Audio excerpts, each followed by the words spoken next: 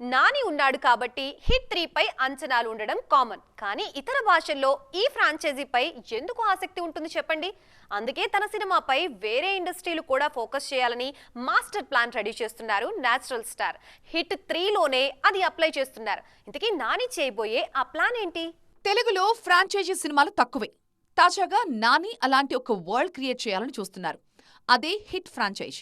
ఇప్పటికే ఈ సిరీస్లో వచ్చిన 2 సినిమాలు సూపర్ హిట్ అయ్యాయి.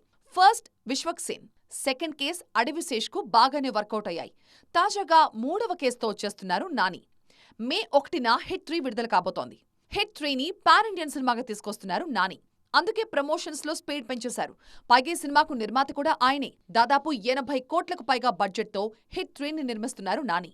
అందుకే మిగిలిన భాషల మార్కెట్ని కూడా క్యాష్ చేసుకునేలాగా ప్రణాళికలు రచిస్తున్నారు. ఈ క్రమంలోనే హిట్ 3లో ఇతర భాషా హీరోలని భాగం చేస్తున్నారు. హిట్ 3 ఫ్రాంచైజ్కి అన్ని భాషల హీరోలని ఒకే చోటుకు తీసుకొచ్చే స్కోప్ ఉందని, ఇదొక యూనివర్స్ అంటున్నారు నాని. అన్నట్లుగానే హిట్ 2 క్లైమాక్స్ లో అర్జున్ సర్కార్గా ఎంట్రీ ఇచ్చారు నాని.